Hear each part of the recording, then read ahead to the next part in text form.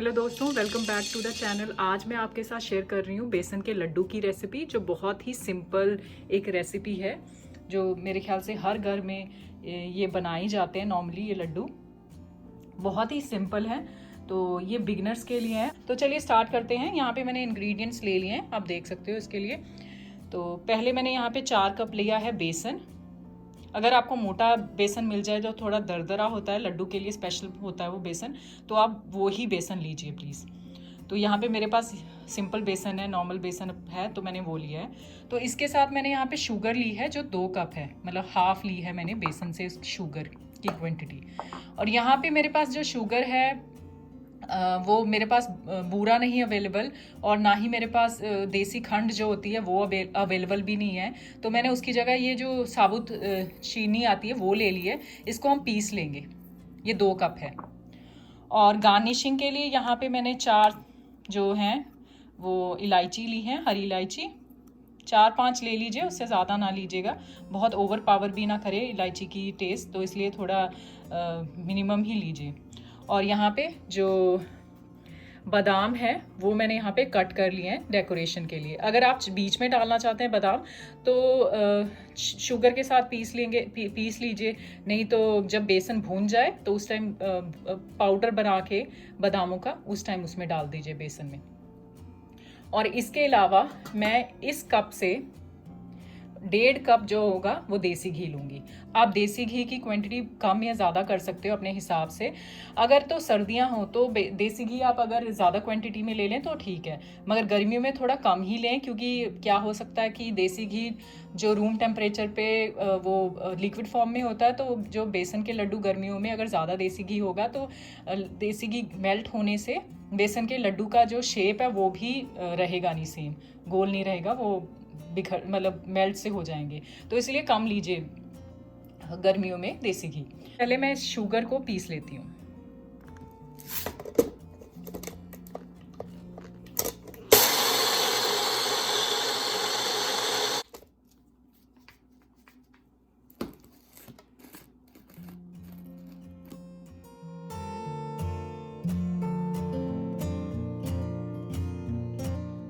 यहाँ पे आप देख सकते हो कि चीनी जितनी भी है वो सारी मैंने पीस दी है, बहुत अच्छी तरह ये पिस गई है।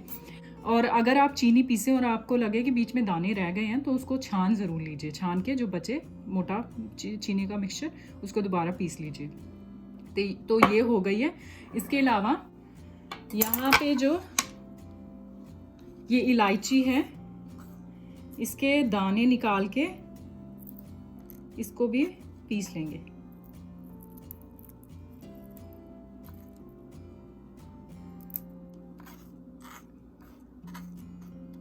तो मैं इसको यहाँ पे ही इस बेलन की हेल्प से पीस रही हूँ, बोर्ड पे ही।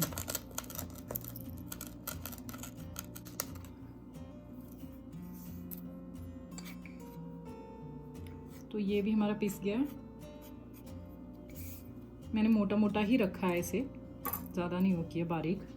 तो यहाँ पे आप एक कोई भी खुला बर्तन ले लीजिए जो थोड़ा खुला हो, इजीली जिसमें आप पका सकें बेसन को। तो मैं अब ये गर्म हो गया मेरा बर्तन, इसमें मैं 1.5 कप देसी घी डाल रही हूँ।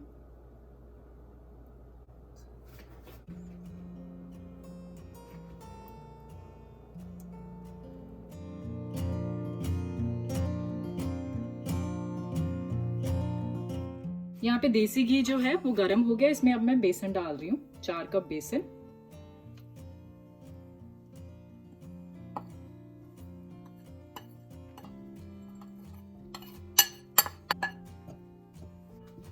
डाल के इसको अच्छी तरह मिक्स कर देंगे।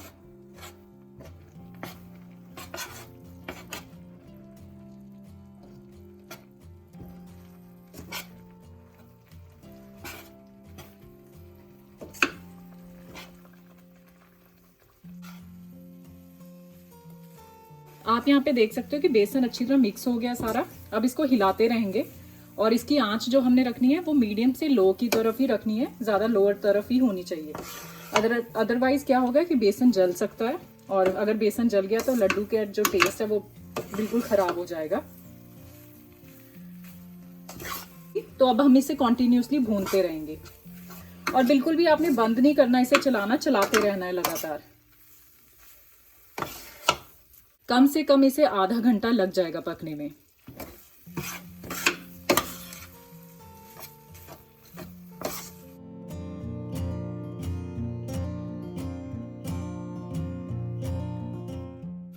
ऐसे ये लड्डू हैं कि जब भी मन करे इजीली आप बना सकते हो घर में। जो नॉर्मल सामग्री हमेशा अवेलेबल होती ही है इसकी। बेसन सबके घर में अवेलेबल होता है, शुगर भी अवेलेबल होती है, तो कुछ ज़्यादा चाहिए ही नहीं। मेन तो बेसन, घी और शुगर ही है। तो आपने यहाँ पे देखा जो बेसन है वो थोड़ा पतला होना शुरू हो गया है।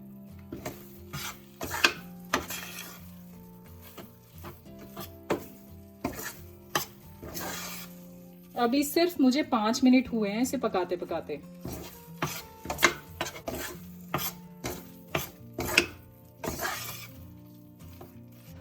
जो हलवाई होते हैं बेसन के लड्डुओं में कलर डालते हैं उसको अच्छा रंग देने के लिए, मगर घर के लड्डुओं में आप ना ही कलर डालें तो अच्छा है। उसकी जगह आप हल्की सी हल्दी डाल दीजिए, उसका टेस्ट भी नहीं आता हल्दी का और कलर भी आ जाता है लड्डुओं में।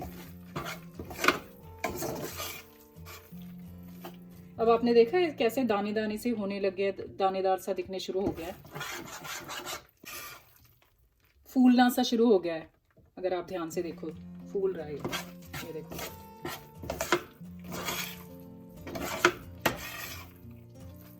आप इसको दानेदार अगर ज्यादा बनाना चाहते हो ना तो इसमें 3-4 चम्मच सूजी के भी डाल सकते हो, उससे भी बड़ा अच्छा दानेदार सा बन जाता है ये।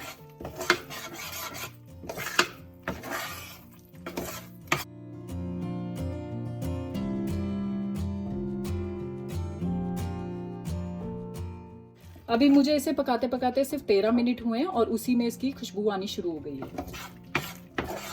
मतलब शुरू हुई है खुशबू आनी, अभी तो इसकी खुशबू बढ़ेगी। थोड़ा थोड़ा जो स्टार्टिंग है वो हुई है। अगर आप इसका टेक्सचर देखें वो भी चेंज हो गया। हम इसे तब तक पकाएंगे जब तक कि इसका जो खुशबू है बहुत अच्छी तरह आनी ना शुरू हो जाए और थोड़ा सा इसका गोल्डन रंग हो जाए।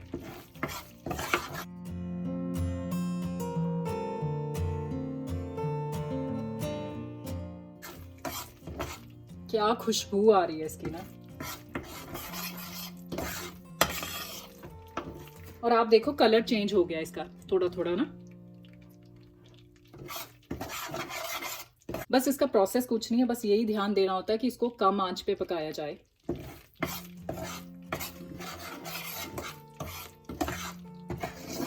जब बेसन अच्छी तरह पक जाता है ना, जो आपका आस पड़ोस होगा उसको भी पता चल जाता है कि बेसन भून रहा है।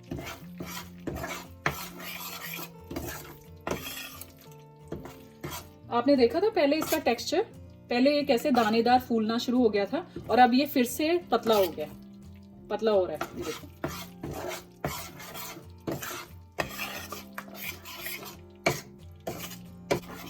आप देख सकते हो कि बेसन का जो कलर है ना वो गोल्डन सा हो गया है, तो मतलब बेसन पक गया। अब इसमें मैं ये इलायची पाउडर जो हमने पीसा था ना वो डाल रही हूँ।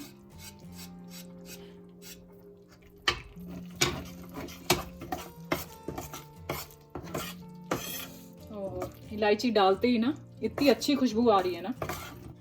तो यहाँ पे जो बेसन है वो पक गया है, आप देख सकते हो इसका कलर भी काफी अच्छा हो गया है। तो यहाँ पे अब मैं इसे बंद कर रही हूँ, गैस को कर रही हूँ बंद। अगर आप इसी में छोड़ेंगे बेसन तो आपको इसको चलाते रहना और यहाँ हीट वाली जगह से हटा दो और इसको चलाते रहो, क्योंकि बेसन अभी भी पकता रहेगा। मगर बेटर है आप किसी बर्तन में से, खुले बर्तन में से निकाल लीजिए ठंडा होने के लिए। मैं इसे अब परात में निकालने वाली हूँ।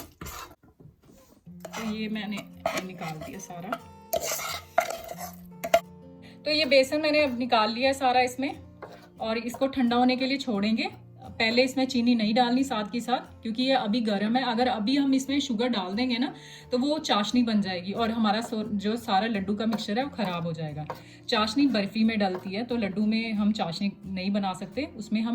इसमें अब हम शुगर तब डालेंगे जब ये इतना ठंडा हो जाएगा कि जब हम इसे हाथ से लड्डू बनाने की कोशिश करें, हाथ लगाएं तो ये हमें गर्म लगे, हाथ हल्के हल्के जलें, मगर ये ना हो कि ये रूम टेम्परेचर पे हो। रूम टेम्परेचर पे होगा तो भी ये ठंडा हो जाता है, तो इतने अच्छी तरह लड्डू नहीं बन पाते। तो अब मैं इसको ठंडा होने के लिए छोड़ रही हूँ। कम से कम 15 मिनट इसको ठंडा होने में लग जाएंगे, उस टेम्परेचर पे आने पे। अगर अभी आपको लग रहा हो ना कि मिक्सचर जो है बहुत पतला है कि लड्डू कैसे बनेंगे, तो जब ये ठंडा हो जाएगा ना तो ये गाढ़ा होना शुरू हो जाता है। तो इसलिए बिल्कुल टेंशन मत लीजिएगा कि बहुत पतला मिक्सचर है कि कैसे लड्डू बनेंगे। ठंडा होने पे आप देखोगे इसका जो टेक्सचर है वो चेंज हो गया, थोड़ा गाढ़ा हो जाएगा, और शुगर डालने पे और भी गाढ़ा हो जाता है। यहाँ पे अभी 12 मिनट हुए हैं और मैंने अभी टेम्परेचर चेक किया है मिक्सचर का, वो सही टेम्परेचर पे आ गया जितना हमें चाहिए। अब मैं इसमें डाल रही हूँ शुगर। यहाँ पे मैंने शुगर थोड़ी सी डाल दी है। उससे पहले मैं एक बार आपको दिखा देती हूँ कि ये कैसे पहले पतला था और अब ये पहले से, अगर आप देखो यहाँ से पहले से कितना गाढ़ा हो गया, आप देख रहे हो। अब वो उतना पतला नहीं रहा। तो अब हम इसमें सारी शुगर डाल देंगे।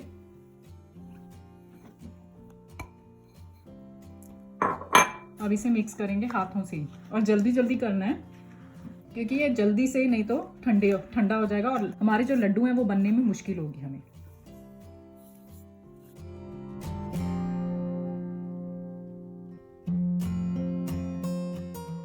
आपने देखा वो पतला सा मिक्सचर, ये सारी शुगर डालने के बाद और ठंडा होने के बाद थोड़ा कैसे वो लड्डू के फॉर्म में आना शुरू हो गया। तो इसलिए टेंशन मत लीजिए कभी भी कि वो पतला है मिक्सचर अभी जो हमने बनाया है। ठंडा होने पे खुद ही गाढ़ा हो जाता है और शुगर डालने पे बिल्कुल ही उस फॉर्म में आ जाता है जिस फॉर्म में हमें लड्डू बनाने होते हैं। अभी आप देख रहे हो कि मैं जब लड्डू बांध रही हूँ ना, कई बार ऐसा होता है कि इस टाइम पे लड्डू नहीं बनते, ड्राई होता है मिक्सचर बहुत। तो इस टाइम पे क्या करो, आप थोड़ा सा देसी घी गरम करके वो डाल दो तो इजीली लड्डू बनने शुरू हो जाते हैं। सिर्फ बेसन के लड्डू ही नहीं, कोई भी लड्डू हो, चाहे वो सूजी के लड्डू हो या फिर पिन्नियाँ हो, अगर वो बांधते वक्त ना बंधे ना और लगे ड्राई है तो उसमें बस थोड़ा सा ऑयल करके गरम करके डाल दो देसी घी, तो वो ईजिली बनना शुरू हो जाती है।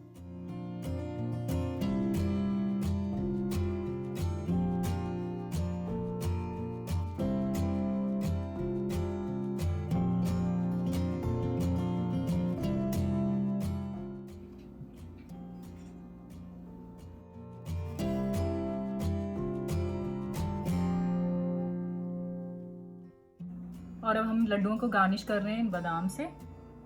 अगर लड्डू बांधते वक्त अगर आपको किसी पॉइंट पे लगे ना कि लड्डू बहुत नरम है और वो बंध नहीं रहे, तो उस टाइम आप उनको छोड़ दो और थोड़ी देर के लिए, 5-10 मिनट के लिए, और फिर उसको आके फिर से ट्राई करो। तो फिर उस दोबारा वो जो ठंडे होने पे ना थोड़ा, तो वो अच्छी तरह बनने शुरू हो जाते हैं।